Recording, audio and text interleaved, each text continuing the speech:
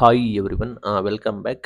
ನೀವು ನೋಡ್ತಿದ್ದೀರಾ student solution YouTube channel. ನಿಮಗೆ ಗೊತ್ತಿರೋ ಹಾಗೆ ಹೊಸ ಸಿ ಅಂಡ್ ರೂಲ್ಸ್ ಕೂಡ ಅನೌನ್ಸ್ಮೆಂಟ್ ಕೂಡ ಮಾಡಿದ್ದಾರೆ.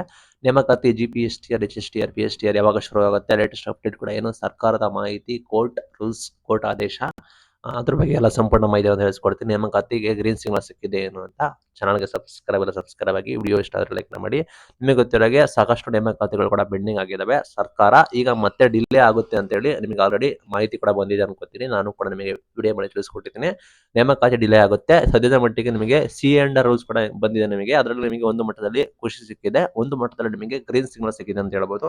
ಬಿಕಾಸ್ ಯಾಕೆಂದ್ರೆ ನಿಮಗೆ ನೇಮಕಾತಿ ಪ್ರಕ್ರಿಯೆ ಕುರಿತು ನಿಮಗೆ ಗೊಂದಲ ಕೂಡ ಇತ್ತು. ನಿಮ್ದು ಬ್ಯಾಕಪ್ ಸ್ಕೋರ್ ಯಾವ ರೀತಿ ಮಾಡ್ತಾರೆ ಅಂತ ಹೇಳಿ ಸಾಕಷ್ಟು ಆಕಾಂಕ್ಷಿಗಳಿಗೆ ತೊಂದರೆ ಕೂಡ ಆಗ್ತಿತ್ತು. ಒಂದು ನಿಮಗೆ ಗ್ರೀನ್ ಸಿಗ್ನಲ್ ಸಿಕ್ಕಿದೆ.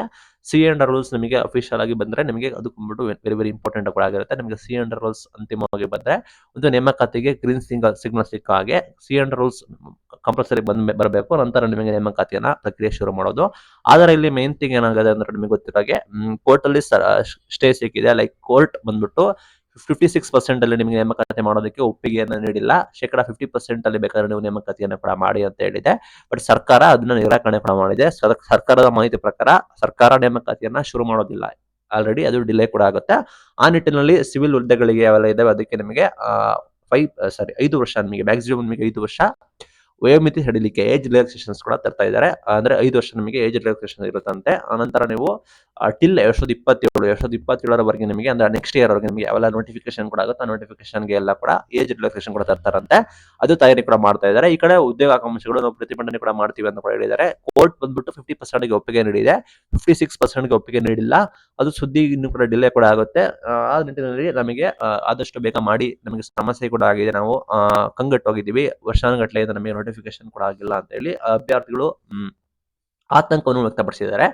ಈ ಡಿಸಿಷನ್ ಅನ್ಕೊಂಡಿದೆ. ಸದ್ಯದ ಮಾಹಿತಿ ಪ್ರಕಾರ ನಮಗೆ GPSTR HSTR PSTR ನಿಮಗೆ ಆಸ್ ಯೂಶುವಲ್ ಇದು ಬಂದ್ಬಿಟ್ಟು ಕೋರ್ಟ್ ಆಗಿರೋ ಕಾರಣ ನಿಮಗೆ ಡಿಲೇ ಆಗುತ್ತೆ. ಸದ್ಯದ ಮಾಹಿತಿ ಪ್ರಕಾರ ಆಕಾಂಕ್ಷಿಗಳು ಹೇಳ್ತಾ ಇದ್ದಾರೆ ಸಾಕಷ್ಟು ಜನ ಮಾರ್ಚ್ ಆಗ್ಬೋದು ಅಂತ.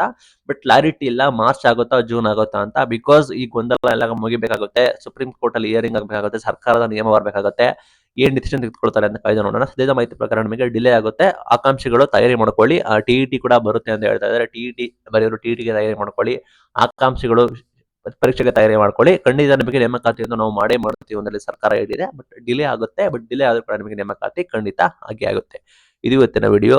Thank you for watching till end. Thank you.